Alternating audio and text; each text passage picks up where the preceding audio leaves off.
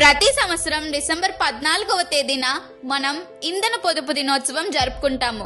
ప్రతిరోజు మనం నడిపే ప్రతి వాహనం భూమిపై ఒక ముద్ర వేస్తుంది.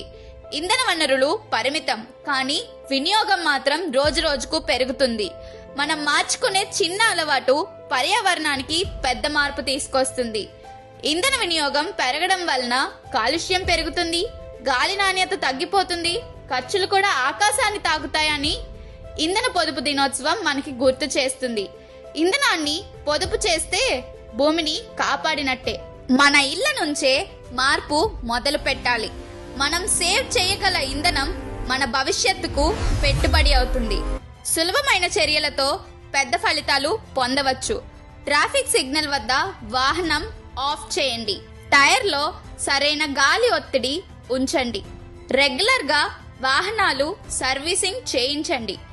చిన్న దూరాలకు నడవండి, సైకిల్ వాడండి. పబ్లిక్ ట్రాన్స్పోర్ట్ వాడడం అంటే పర్యావరణాన్ని రక్షించడమే. కంప్రెస్డ్ న్యాచురల్ గ్యాస్ వాడండి.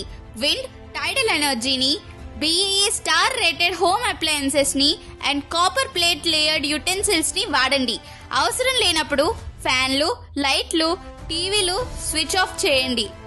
భవిష్యత్తు శక్తి వనరులు మన ముందే ఉన్నాయి.